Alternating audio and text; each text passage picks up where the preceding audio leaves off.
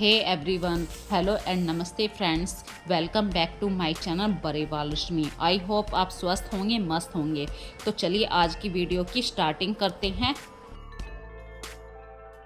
वैसे तो अगर कहा जाए होममेकर की लाइफ कैसी होती है, तो होममेकर की लाइफ के कामों का कभी भी कोई एस्टिमेट नहीं लगा सकता, क्योंकि कभी हमारी लाइफ में इतने सारे काम हो जाते हैं और कभी कभी बहुत कम काम होते हैं। कभी कभी हमारी लाइफ बहुत ज़्यादा हेक्टिक हो जाती है और कभी कभी हमारी लाइफ बहुत ईजी हो जाती है। तो बच्चों के स्कूल का टाइम भी चल रहा है, नवरात्रे भी चल रही हैं। इसी सब को लेकर आज की वीडियो का मैं टॉपिक दे रही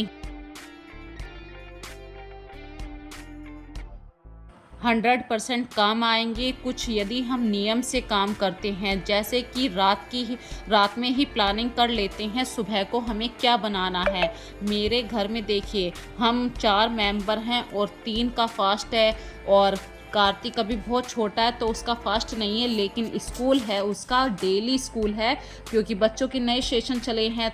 यदि हम रात में ही प्लानिंग कर लेते हैं कि सुबह को क्या बनाना है, यदि आप भूल जाते हैं तो आप लिख कर भी प्लान कर सकते हैं कि भाई सुबह को मेरे लिए क्या इजी रहेगा, बच्चों के ब्रेकफास्ट के लिए। यदि आप सब्जी रोटी बना सकते हैं तो वो भी आप एक रात में ही प्लानिंग कर सकते हैं। तो देखिए फ्रेंड्स, मैं कार्तिक के लिए चीला बना रही हूँ और उसका टाइम है 7:30 का। फास्ट चल रहे हैं तो हस्बैंड को ऑफिस में खरबूजा काट के दे रही हूँ। तो क्यों ना हम अपने कामों को, डेली रूटीन को एक बैलेंस बनाकर चलें। यदि हम बैलेंस तरीके से अप्रोच करें ताकि हम अपने सारे काम करने के बाद अपने लिए भी कुछ टाइम निकाल सकें और घर के मेंबर के बारे में, उनकी हेल्दी डाइट के बारे में भी सोचें। तो इस सब के लिए देखिए, मैं अपने माइंड को हमेशा सेट करके रखती हूँ कि सुबह को क्या बनाना है, क्योंकि भाई इतना टाइम हो चुका है किचन में, अपनी आधी ज़िंदगी मैंने दे दी है। तो मैं कभी भी लिखा नहीं करती हूँ और ना ही ऐसे प्लानिंग करती हूँ। मैं हैंड टू हैंड ही, मतलब मुझे ऑटोमेटिक ही ये पता रहता है कि आज बच्चों का स्कूल है तो मुझे मिनटों में ये चीज़ तैयार रखनी है। क्योंकि जब मैं महीने भर की ग्रोसरी तैयार करवाती हूँ अपने किचन के हिसाब से, तो मुझे पता रहता है कि भाई मेरे बच्चे ये चीज़ खाते हैं, तो मैं उसी हिसाब से डेली सुबह को ब्रेकफास्ट क्या बनता है। हाँ, कभी कभी सब्जी के मामले में थोड़ा सा गड़बड़ हो जाता है कि बच्चों के हिसाब की सब्जी नहीं होती है, जैसे कि लौकी है या तोरी है, बच्चे इन सब चीज़ों को नहीं खाते।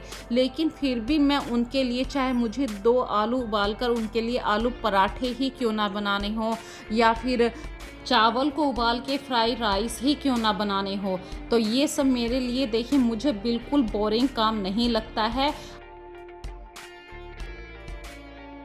और ये जो सुबह का टाइम होता है, देखिए इस समय आपके पास बच्चे भी होते हैं, हस्बैंड भी होते हैं, और आपको जो दिन भर आपके दिमाग में थोड़ी सी खिचड़ी पका करती है, वो सब अपने हस्बैंड के साथ, बच्चों के साथ शेयर करनी होती है। तो वो यही टाइम होता है। तो मैं अक्सर खाना बनाते समय अपने फैमिली मेम्बर से बात करती रहती हूँ। देखिए, खुश रह के खाना बनाएंगे तो वो खाना भी आपके परिवार के लिए, सभी के लिए हेल्दी होगा। तो मैं अक्सर इसी समय खाना बनाते हुए ही बातें किया करती हूँ, जैसे कि आस्था क्या कर रही है, या हस्बैंड से कुछ बातें करनी होती हैं। तो मेरे हस्बैंड भी यही कहते हैं कि तेरे पास क्या इतना ही टाइम है, क्योंकि भाई फ्रेंड्स, ये देखिए मैं अपनी लाइफ में खुद महसूस करती हूँ, शाम को जो टाइम, मतलब हस्बैंड जैसे ऑफिस से आते हैं, उनका पूरा दिन कैसा बीता है ऑफिस में मैं नहीं जानती हूँ, और मैं अपने माइंड की सारी बातें उनसे उस समय शेयर नहीं करती हूँ, क्योंकि फ्रेंड्स सामने वाले के माइंड में क्या चल रहा है हमें नहीं पता, और बात हम करते हैं हंसी मजाक की, वो कहीं दूसरी तरफ ना चली जाए। इसलिए मैं टोटल मान के चलो तो सुबह को ही अपने हस्बैंड से सारी बातें करती हूँ। रात में तो हस्बैंड भी आके थक के सो जाते हैं। तो ये फ्रेंड्स सुबह का टाइम है, हस्बैंड ऑफिस जा रहे हैं, तो ऑफिस जाने से पहले उनका ये नियम है, भले ही वो ज़्यादा लंबी टाइम की पूजा नहीं करते हैं लेकिन भोग ज़रूर लगाते हैं। बोलते हैं कि भगवान ने जितना मुझे दिया सबको दे, तो भले ही एक पूरी मेरे नाम की लिखी है, एक आलू की टिक्की मेरे नाम की लिखी है, तो मैं उसमें भी भगवान को भोग लगाऊंगा। तो ये मुझे बहुत अच्छी हैबिट लगती है अपने हस्बैंड की। देखिए मेरे हस्बैंड आलू की टिक्की कम खाते हैं, वो मतलब थोड़ा सा अपने हेल्थ के बारे में सोच रहे हैं। फ्रूट्स ज़्यादा दे रही हूँ, फास्ट चल रहे हैं, तो मुझे उनकी हेल्थ के बारे में भी सोचना है। तो मैंने खरबूजा काट के उन्हें दे दिया है और ये उनका टाइम था ऑफिस का। तो हस्बैंड चले गए हैं, लेकिन अभी मेरी लाइफ में अभी मेरे आज का जो डेली रूटीन है इसमें अभी इतने सारे काम बाकी हैं। अभी आस्था घर पर है, तो सबसे पहले मैं आस्था को खाना खिलवा देती हूँ और मैं भी खा लेती हूँ, क्योंकि फ्रेंड्स खाली पेट देखिए दिमाग की बत्ती नहीं जलती है। ये तो मैं एक किडिंग कर रही हूँ, क्योंकि काफ़ी टाइम से मैं बोल रही हूँ और आपके साथ मुझे बहुत सारी बातें शेयर करनी है।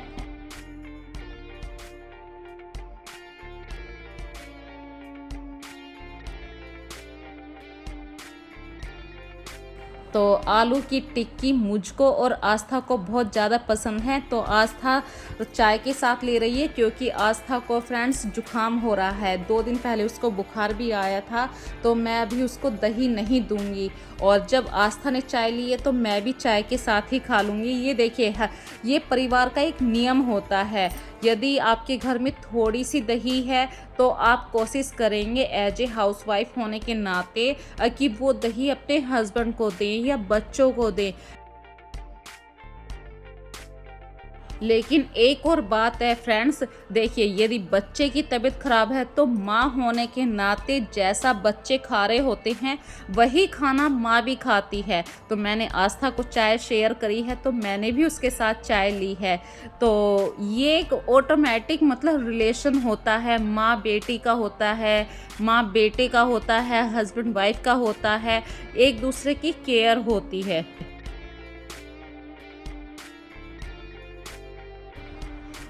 तो अभी मैं सबसे पहले खाना खाऊंगी, क्योंकि फ्रेंड्स देखिए सुबह ही सुबह मैं जल्दी उठ जाती हूँ और नवरात्रि चल रहे हैं, तो मैं सबसे पहले पूजा पाठ का काम निपटा लेती हूँ। और मुझे चाय पीने की बहुत हैबिट है, तो सबसे पहले नाश्ता पानी करने के बाद मैं अपने किचन को क्लीन करने के लिए आ जाती हूँ। तो किचन को देखिए, चाहे नवरात्रे चल रही हैं या आपके नॉर्मल डेज़ का खाना आप बनाते हैं, यदि आप सबसे पहले अपनी किचन को साफ़ कर लेते हैं तो आपका आधा काम निबट जाता है। घर में सबसे पहला काम मतलब जैसे कि हमारा एक सबसे पहला काम होता है कि सबको अपने टाइम से ऑफिस भेज दो, उनके लिए खाना पीना बना दो।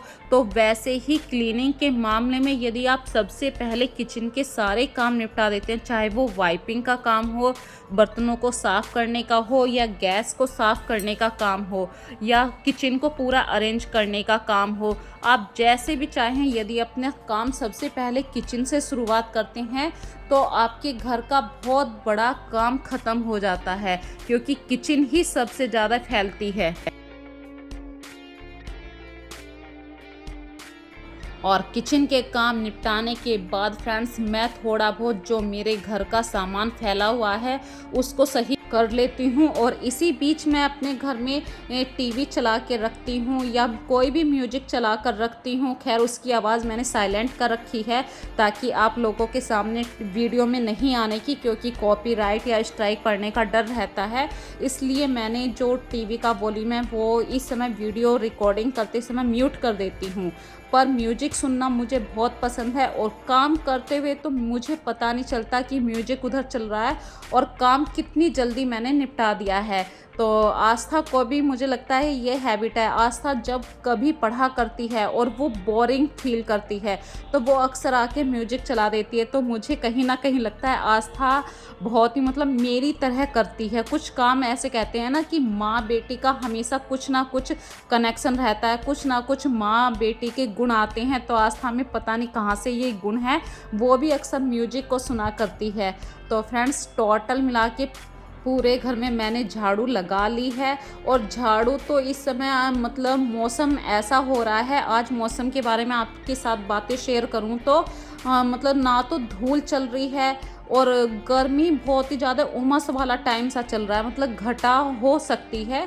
लेकिन इसमें गर्मी शुरू हो चुकी है और ऐसा लग रहा है जैसे कि दम घुट रहा हो इस हवा में। तो शाम को लग रहा है कि आंधी आ सकती है। तो मैं आज फिर भी देखिए, चाहे आंधी आए या घर के काम तो रुका नहीं करते हैं। तो ये जो बालकनी है यहाँ पे डेली डस्ट आ जाती है भाई, ओपन एरिया होता है तो हमेशा डस्ट तो बनी ही रहती है। तो ये गैलरी मैं पानी से वॉश कर रही हूँ क्योंकि मुझे मॉपिंग करते हुए थोड़ा सा लग रहा था कि कुछ चिपका हुआ है। और ये जो रेलिंग है यहाँ पे अक्सर मैं कोई ना कोई चीज़ डाल देती हूँ, जैसे टॉवल डाल दिया या अपने रसोई के किचन के कपड़े डाल दिए जो सूख जाते हैं। तो इसलिए रेलिंग को भी मैं हमेशा साफ़ करती हूँ।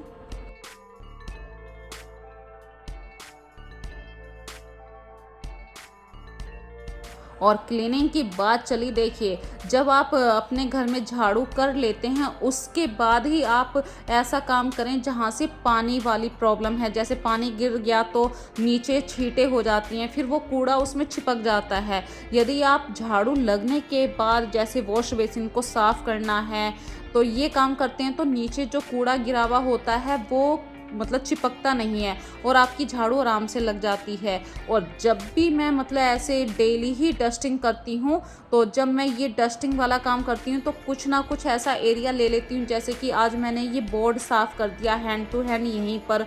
तो डेली डस्टिंग आप करते हैं तो अपने घर का कुछ ना कुछ ऐसा भाग ज़रूर देखिए कि ये डस्ट वाला एरिया मुझे आज साफ़ करना है या कल करना है।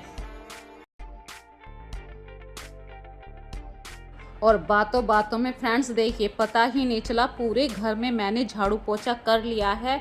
लेकिन झाड़ू पोछा करने के बाद भी आप ये मत सोचिए कि घर के काम ख़त्म हो गए, इतने सारे काम फिर भी निकल आते हैं। जैसे कि आपने पोछा लगाया तो कुर्सियों को आप इधर उधर कर देते हैं, डाइनिंग टेबल की जो कुर्सियाँ होती हैं, या आपको कोई रग्स बिछाने हैं, पायदान बिछाने हैं, इंडोर प्लांट्स होते हैं तो उन्हें पानी भी देना होता है। तो आज मैंने एक काम ले लिया था कि थोड़ा सा टाइम निकालूंगी तो मैं ये जो प्लांट्स हैं इनकी पत्तियों पे जो डस्ट आ जाती है इनको धोकर रख दूंगी। और ये जो हैंगिंग बास्केट है इसका मैं सही जगह यूज़ भी करूंगी। तो ऐसे छोटे मोटे काम मेरे घर में दिन भर चलते रहते हैं। मैं कभी भी ये नहीं सोचती कि भाई 12 बज गए, 1 बज गए, अब मुझे ये काम नहीं करना है। यदि मुझे डस्टिंग वाला काम करना है, डस्टिंग में मुझे ऑलमोस्ट 2 घंटे तो लग ही जाते हैं फ्रेंड्स, क्योंकि मेरा घर 2 पोर्शन में बटा हुआ है। तो ऊपर वाले पोर्शन पे ही किचन है और इंडोर प्लांट्स इतने सारे होते हैं। तो मनी प्लांट मैंने काफ़ी जगह रखा हुआ है। मनी प्लांट को देखिए, अगर आप इस समय बाहर रखेंगे तो उसके पत्ते जल जाएंगे। तो हफ्ते में एक बार तो आप मनी प्लांट की केयर ज़रूर कीजिए, उसको वॉश कीजिए, उसकी पत्तियों पे जो डस्ट आती है, क्योंकि ये कहते हैं मनी प्लांट आपके घर में एनर्जी का स्रोत होता है। तो अपने घर की एनर्जी को आप कैसे ग्रो कर सकते हैं ये आपके हाथ में है। तो मनी प्लांट में पानी चेंज करना हर हफ्ते चेंज कर सकते हैं, 15 दिन पे चेंज कर सकते हैं भाई, ये मौसम के अकॉर्डिंग भी है। अभी गर्मियों में तो हफ्ते में भर में मैं चेंज ज़रूर करती हूँ पानी को।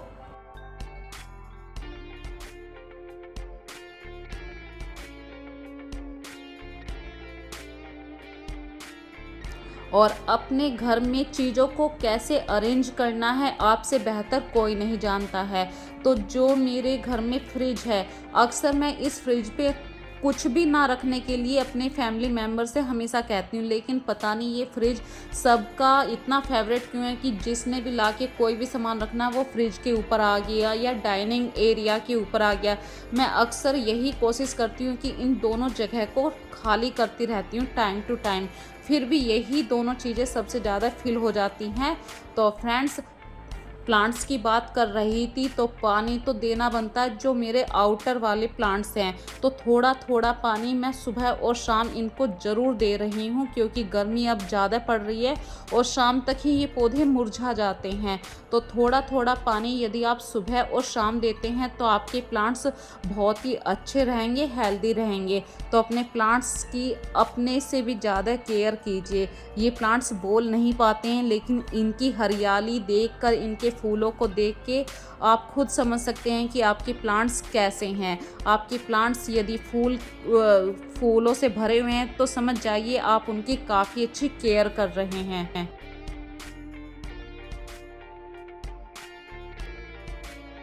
और सारे काम नियम से निपटाने के बाद फाइनल काम आता है कपड़े धोने का। तो फ्रेंड्स अभी देखिए मैंने डाइनिंग टेबल बिल्कुल अरेंज कर दी थी। तो 1 कप मैंने चाय पीने की हुड़क आती है ना, मुझको चाय पीने का बहुत ज़्यादा शौक़ है, तो मैं चाय पी रही थी। तो ये डाइनिंग टेबल के ऊपर जो मैट मैंने बिछा रखे थे, प्लेट मैट्स, उसके ऊपर थोड़ी सी चाय बिखर गई। तो ये हैंड वॉशेबल हैं, तो मैंने सोचा कि चलो बिखर गई कोई बात नहीं, तुरंत के तुरंत इन्हें वॉश कर देती हूँ। और ये जो आप डस्टर देख रहे हैं, ये मैंने कल इससे कुछ साफ़ करा था, तो इस डस्टर को भी मैं हाथ से ही वॉश कर रही हूँ। कुछ चीज़ों का ऐसा होता है कि आप मशीन के अंदर नहीं धो सकते हैं, और उन चीज़ों को यदि आप हाथ से धोते हैं तो 2-3 फ़ायदे हो जाते हैं। देखिए गर्मियों में मैं कुछ आपके साथ टिप्स शेयर कर रही हूँ इस समय। अब जो आप कपड़े धो रहे हैं, जो पानी आपका बचेगा, मतलब कपड़े धोते हुए पानी इकट्ठा करेंगे आप, टब में इकट्ठा करेंगे, बाल्टी में, तो उस पानी को आप प्लांट्स के अंदर डालते रहें। तो फ़ायदा ये होगा आपके प्लांट्स को पानी लग जाएगा और पानी वेस्ट भी नहीं गया। गर्मियों में थोड़ी सी पानी की प्रॉब्लम रहती है, तो ये कुछ अगर मेरी बातों को आप सुन रहे हैं तो प्लीज़ फॉलो ज़रूर करना। और कॉर्नर में जो आप प्लांट्स देख रहे हैं, इसके ऊपर कुछ वाइट आपको दिख रहा है, तो ये कल मैंने एक पायदान धोया था। उस पायदान को हल्का सा निचोड़ के मैं ऐसे पौधे के ऊपर रख देती हूँ, या तार के ऊपर ऐसे डालती हूँ कि उसके नीचे एक गमला रहे। तो जो बूंद बूंद करके पानी जाता है वो पौधे की पूरी जड़ तक जाता है। यदि हम इकट्ठा करके डाल देते हैं तो वो पूरा बाहर निकल जाता है गमले से। तो ऐसी कुछ बातें मैं क्या करती हूँ, जैसे बच्चों के शूज़ धो दिए, तो शूज़ हमेशा भाई काफ़ी टाइम लेते हैं निचड़ने में, तो वो भी गमले के अंदर रख दिए, सारा पानी वहाँ निचड़ जाता है।